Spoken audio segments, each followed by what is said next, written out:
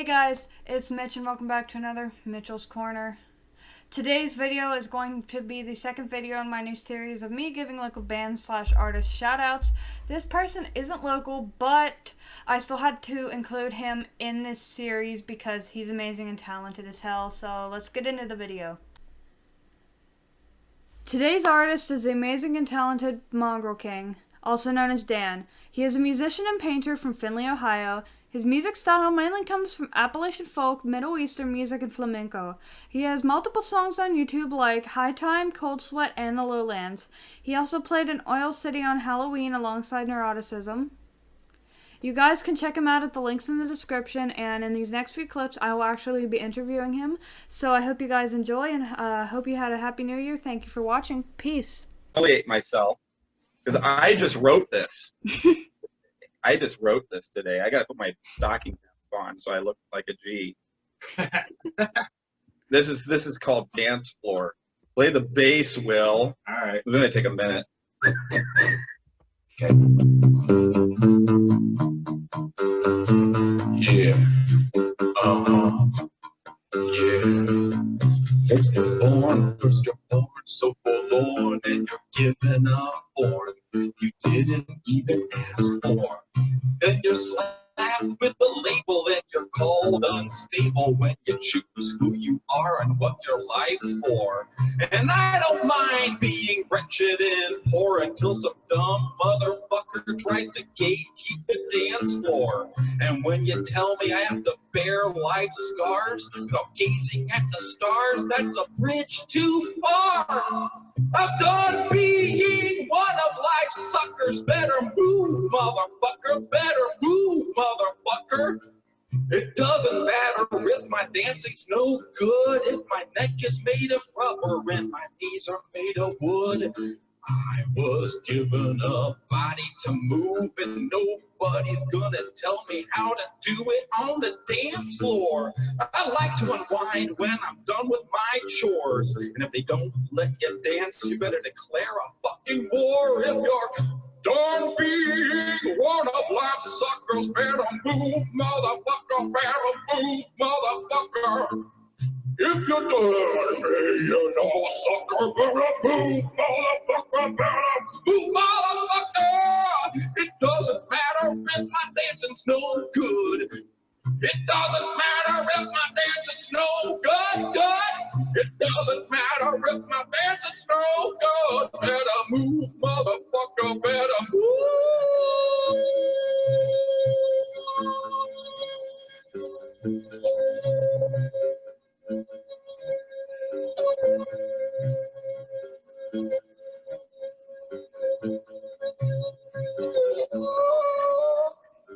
Shit, I didn't get the 10. Woo! That was fun.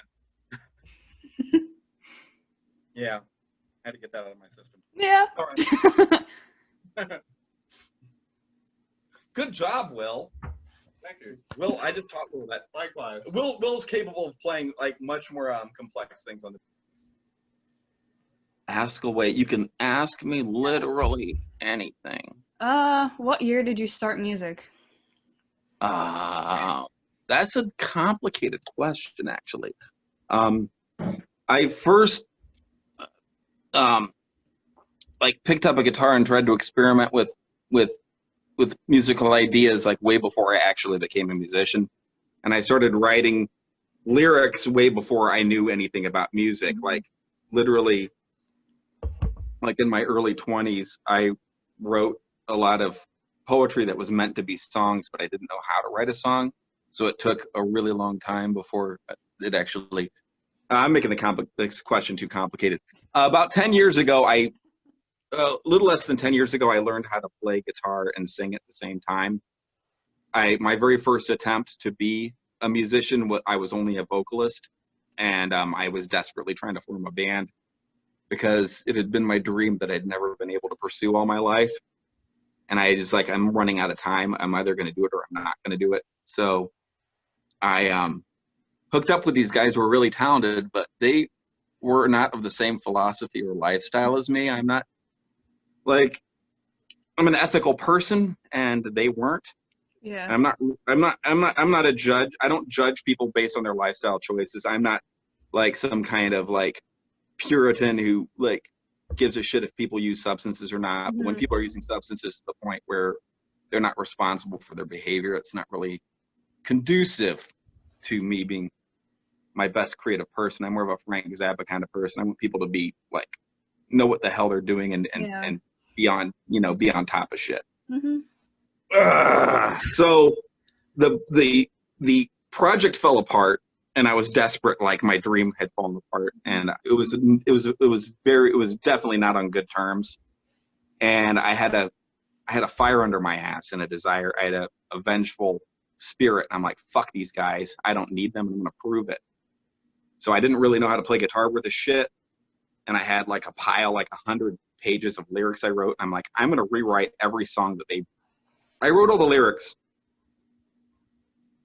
And they basically did all the music. When we first started jamming, I could play guitar and I came up with musical ideas, and they eventually like put me in my place, told me, you just do the lyrics and you sing. They edged me out of contributing any musical ideas. I'm like, I'm not going to be told what to do with my own band. So I was like, fuck you. I left their band, and I holed myself up in my shitty apartment. I didn't leave for months until I learned how to sing and play guitar at the same time, and that was around 10 years ago. So that's when it's been a long journey. Yeah. I have sucked for a very long time. I would say only in like the past 4 years would I even come close to calling myself a real musician, because a large part of that was being unfocused and so yeah, to make a short question long, that's like about 10 years ago I learned how to truly write a song and play guitar and sing at the same time, and about 4 years ago I became like a really dedicated musician. So do you have a favorite song you've written? Oh my God, I've written 160 songs, and I've got a handful like of the ones that I feel the most strongly about when I play them, that I feel the most. There, one song is called Desert Grave, and I haven't recorded it yet, and it's the culminating piece of a it's about a tongueless slave, and he guards his master's tent, and his master commits atrocities in his tent, and he's oblivious. He just does his job, guards the tent, gazes at the sand dunes, and just in peace. And he carries a knife. And he dispatches anyone with great ease who approaches, who's not supposed to approach.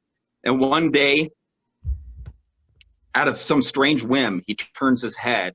He turns and gazes and sees what happens in the tent, what he's been complicit in all of his life, what he's been standing guard of. And in his humiliation, he sees that he's been guarding the atrocities his master commits. So he takes his knife and he enters the tent intent on slaying his master, knowing that he won't succeed. He's immediately cut down by arrows, and he opens his tongueless mouth to place a curse on his master as he's dragged away, but he can't speak because he has no tongue, so he just shrieks. Yeah. And he's buried alive in the desert. But that's what he wanted all along, because he had never really been human. He was a shadow bird.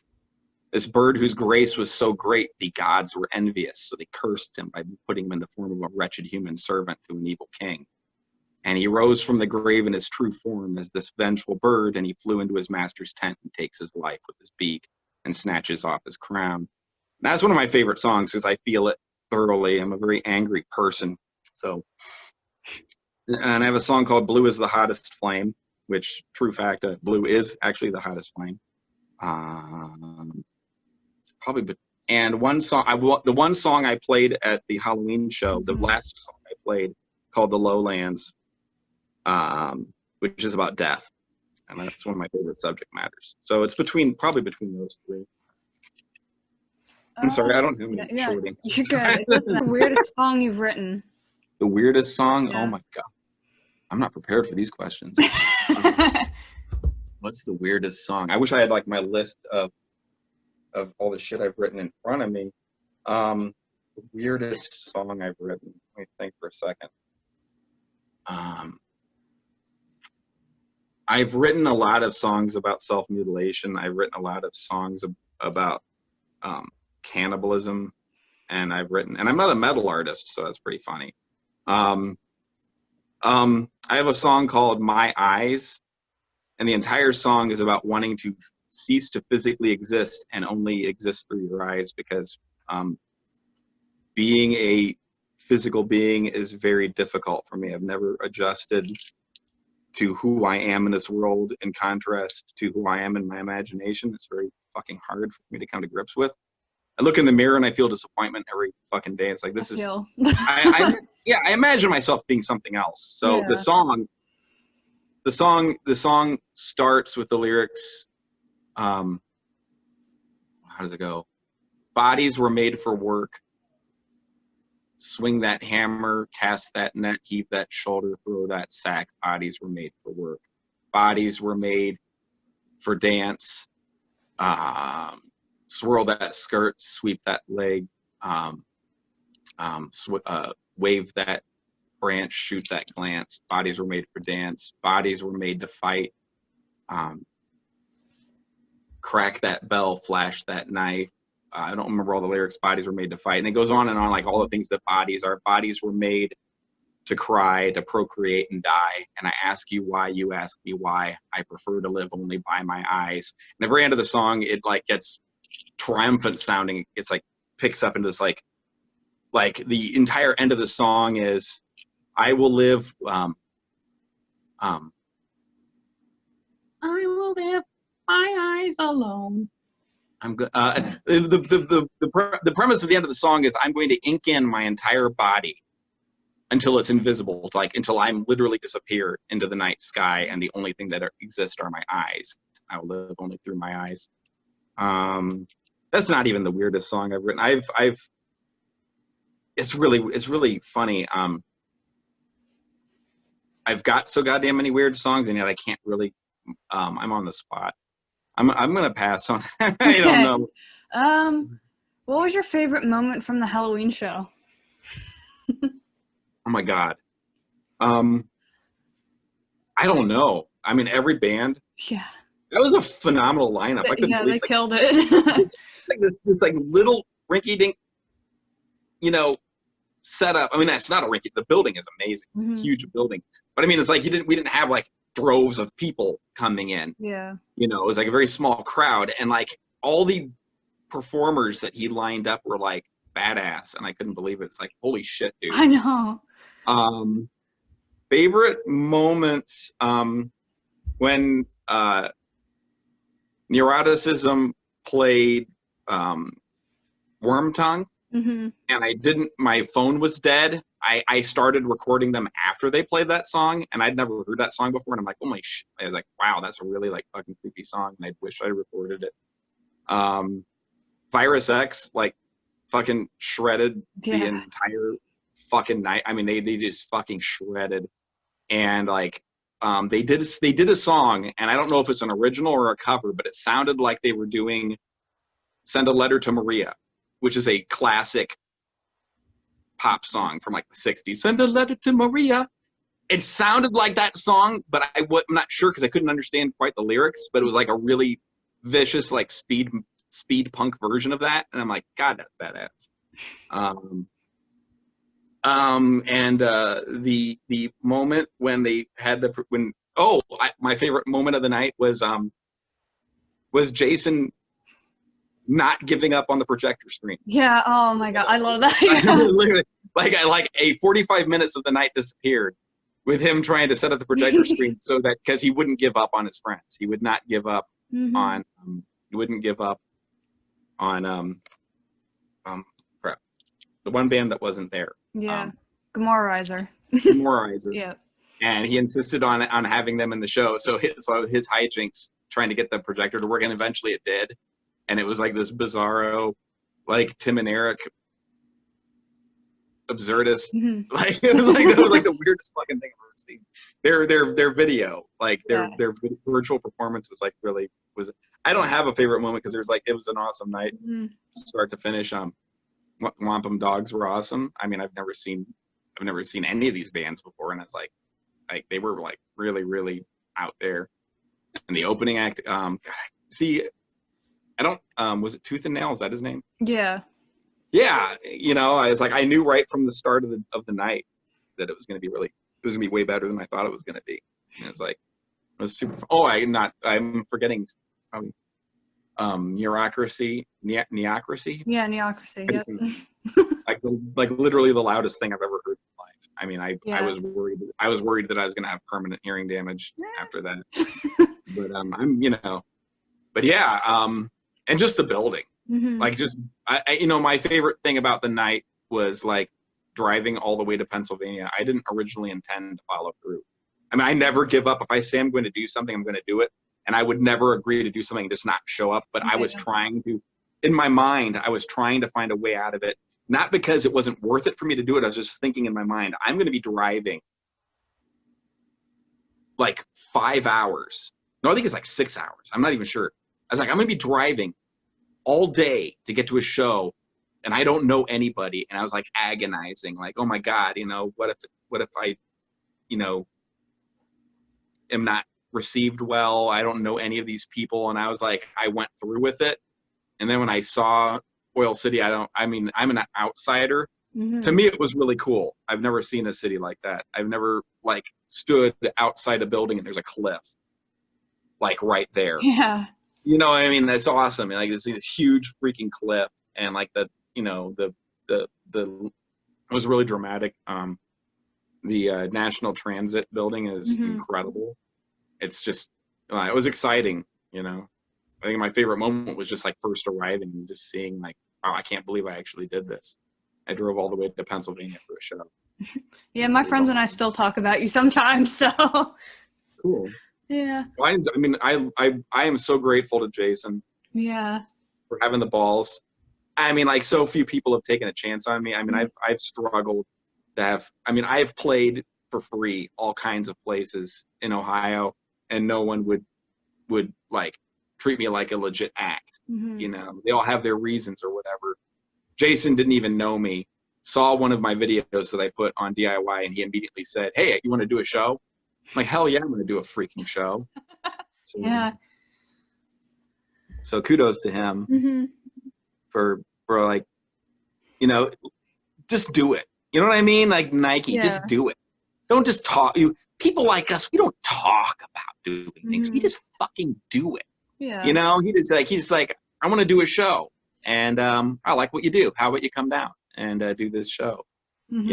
He was going to go ahead. I was all about going ahead with the December show, but it's just like at this point, it's just not a good idea. Yeah. Otherwise, I would be right there, like right fucking now. If there wasn't a fucking pandemic going on, and Jason said want to do a show, and he had it set up for next weekend, I'd be getting my shit together. So, the whole night was amazing. I don't have a favorite moment. I'm just grateful that I was there. It was really fucking cool. And last but not least, your favorite thing you've painted? My favorite thing I've painted is what I just did. It's not even close to my best painting, not even by a long shot. But it's meaningful to me. I love the people at Waffle House. They're all my family. That's really bizarre and it's shameful and embarrassing, but my family is the people who work at Waffle House in Bowling Green. And they have all these horrible misadventures because they work so hard and they're paid so little, and they always have horrible shit happening. And on New Year's, I didn't get to make it because I was going to go there and just like do dirty watercolors all night. Yeah. And I didn't make it. I stayed in Findlay, and during New Year's, somebody tried to set fire to a toilet roll. Oh my God. In the bathroom, and they like posted pictures of it. Like a toilet roll is like all scorched, and feeling sad that I couldn't have been there for that. A couple days later, I drove to Bowling Green to hang out at Waffle House and paint. And I'm a Cheemsite. I belong to the Cheems memes. Yeah, because Cheems is like one of my idol. Cheems is the light and savior. And if anybody doesn't know what Cheems is, he's a little Shiba Inu, like a Japanese dog. That's adorable, and has like this brainless ornery look on his face. And so I went and I painted a picture of Cheems, baby Cheems, like a little doggy, in the bathroom at Waffle House, and there's like the toilet's on fire, and and there's a little word balloon, and the dog says "It am accident," which is like, you know, like baby talk for it was an accident.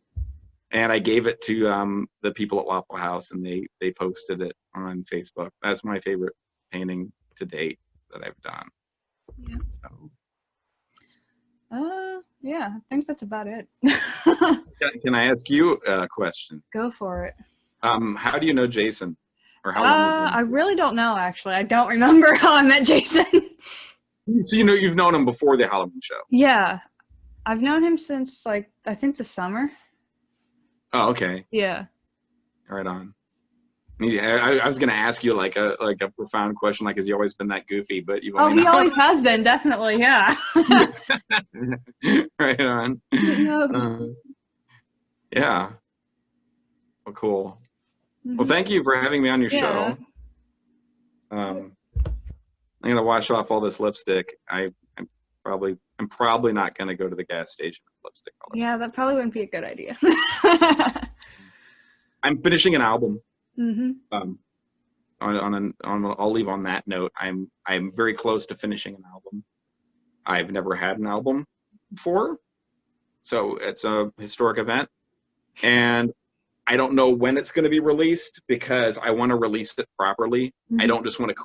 I've spent like a lot of money and months of time on this, and I just don't want to just put it out there and have it go nowhere. So I'm going to strategically release it just so I can try to get, you know, a decent amount of eyes on it. So some point in 2021, current year, I'm going to have an actual album. So.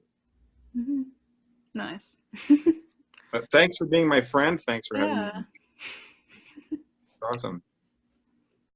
Okay, guys, I hope you liked the interview I did with the Mongrel King. You guys should go check him out. Links will be in the description. And don't forget to like and subscribe, and I'll see you on the next video. Peace.